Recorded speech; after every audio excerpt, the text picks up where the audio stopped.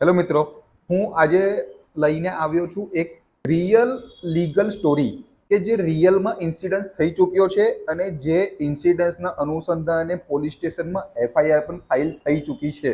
હવે તે ઇન્સિડન્સ શું હતો, એફઆઈઆર ફાઇલ કરી તે સાચી હતી, ખોટી હતી અને એ એફઆઈઆરમાં કયા પ્રકારની ભૂલ હતી એ હું તમને જણાવીશ. મારો ઇન્ટેન્સ ખાલી લીગલ અવેરનેસ આપવાનો છે. કોઈ પણ પ્રકારનું મેં મારા ક્લાયન્ટનું કે કોઈના પણ ક્લાયન્ટની કોઈ પણ પર્સનલ મેટર ડિસ્ક્લોઝ નથી કરતો. તો તમે ધ્યાનથી સાંભળજો. કદાચ ભૂતકાળમાં તમારી જોડે આવી કોઈ વસ્તુ થઈ ચૂકી હશે, કાં તો પછી ભવિષ્યમાં તમારી સાથે આવી કોઈ વસ્તુ થઈ શકે છે. તો હું જસ્ટ ખાલી એક પ્રકારનું તમને એક નોલેજ આપી રહ્યો છું, એક અવેરનેસ આપી રહ્યો છું. હું તમને કોઈ પણ પ્રકારની લીગલ ટિપ્સ નહીં આપું. લીગલ ટિપ્સ માટે તમે તમારા એડવોકેટ શ્રીનો સંપર્ક કરજો. સીન એવો હતો કે દિવાળીનો સમય હતો. ગુજરાતમાં દારૂ તો નથી મળતો, દારૂબંધી છે, પરંતુ જેમ તેમ કરીને 3 મિત્રો દારૂ પીને બાઇક લઈને ફરવા નીકળી જાય છે. ફરતા ફરતા એ લોકો એક 4 રસ્તા પર પહોંચે છે જ્યાં પોલીસ ચેકિંગ ચાલતું હોય છે. પોલીસ ચેકિંગ દરમિયાન એ મિત્રો, જે એક બાઇક ઉપર 3 સવારી હતી, એટલે 3 સવારી પણ ટ્રાવેલ કરવું એક બાઇક ઉપર એ ગુનો તો છે જ. એટલે પોલીસે એ 3 સવારીવાળા મિત્રોને રોક્યા. એ મિત્રો 3 મિત્રો પીધેલા હતા. બાઇક ચલાવતું હતું જે વ્યક્તિ, તે પણ પીધેલો હતો. જે વ્યક્તિ બાઇક ચલાવતું હતું તે બાઇકનો માલિક નહોતો. માલિક હતો તે તેની પાછળ બેઠો હતો અને બાઇક તે બાઇકના માલિકનો મિત્ર ચલાવતો હતો. પોલીસે જ્યારે પકડ્યા ત્યારે પોલીસે ચેકિંગ કર્યું. એ લોકો પાસે લાયસન્સ પણ હતું, પીયુસી પણ હતી, પરંતુ તે લોકો 3 સવારી હતા અને એ પણ પીધેલી હાલતમાં હતા. જ્યારે પોલીસને જાણ થઈ કે 3 વ્યક્તિઓ પીધેલા છે, તો પોલીસે તે લોકોને સૌ પ્રથમ તો પોલીસ સ્ટેશનમાં લઈ ગયા. પોલીસ સ્ટેશનમાં લઈ જઈને એ લોકોની જે પણ કંઈ ઇનિશિયલ ઇન્ક્વાયરી હોય તે કરી. તે લોકો ક્યાં રહે છે, કઈથી પીને આવ્યા, શું કરે છે, શું કામ ધંધો કરે છે, આ બધી ઇન્ક્વાયરી કરી અને તે લોકોને પોલીસ સ્ટેશનમાં બેસાડી દીધા. પોલીસ સ્ટેશનમાં બેસાડ્યા અને પછી જે લીગલ ફોર્માલિટીઝ હોય છે કે એ લોકોનું બ્લડ સેમ્પલ ચેક કરવા માટે મોકલે, આલ્કોહોલ પીધો છે કે નહીં, એ બધો પ્રોસેસ એ લોકો ફોલો કરતા હોય અને જે પણ કંઈ લીગલ ડોક્યુમેન્ટેશન હોય તે એ લોકો કરતા હોય અને પછી તે લોકોએ એફઆઈઆર રજીસ્ટર કરી. હવે આ એક મેઇન વાત આવી એફઆઈઆરની. તો એફઆઈઆરમાં એ લોકોએ જે એફઆઈઆર રજીસ્ટર કરી, તો એફઆઈઆરમાં આરોપી કોને બનાવ્યો? પોલીસે.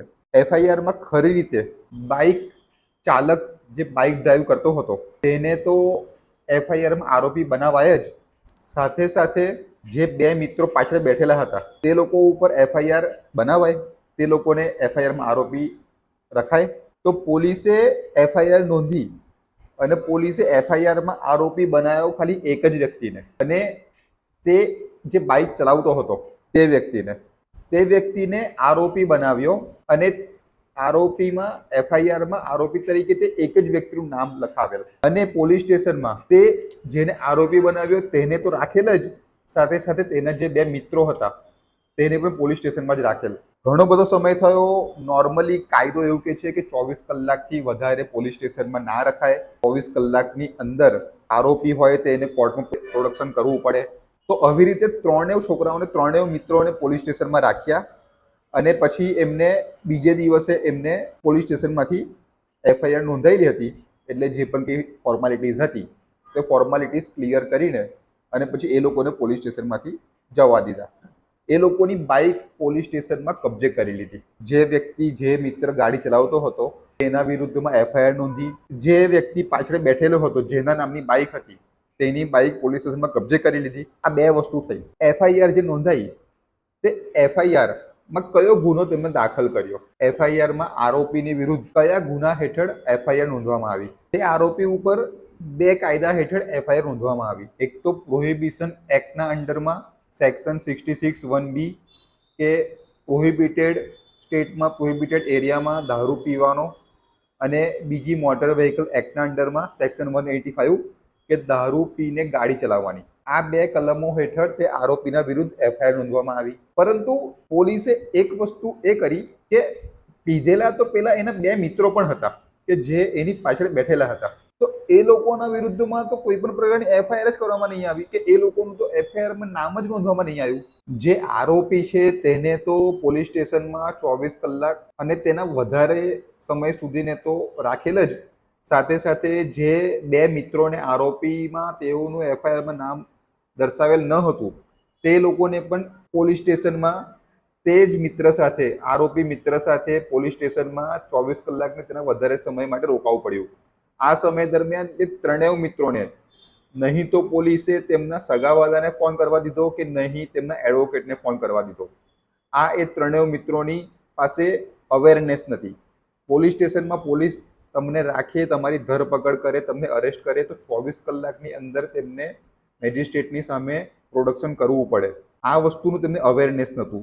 તમે તમારા સગાવાલાને કે તમારા એડવોકેટને ફોન કરી શકો છો, તે તમારો રાઈટ છે. આ લીગલ અવેરનેસ નહોતું, એટલા માટે તે મિત્રો આવી રીતે 24 કલાક અને તેનાથી પણ વધારે સમય માટે પોલીસ સ્ટેશનમાં આવી રીતે તે બેસી રહ્યા. તમારી જોડે શેર નહીં કરી શકું કે આ કયા પોલીસ સ્ટેશનનો છે, કયા ડિસ્ટ્રિક્ટનો છે. જસ્ટ મારો ખાલી એક ઇન્ફોર્મેટિવ વિડીયો હતો. મારો કોઈના પણ વિરુદ્ધમાં કોઈ પણ પ્રકારનું ખોટું એક્સપ્લેનેશન આપવાનો કોઈ પણ મોટિવ નથી. હું જસ્ટ ખાલી એક નોલેજ આપી રહ્યો છું.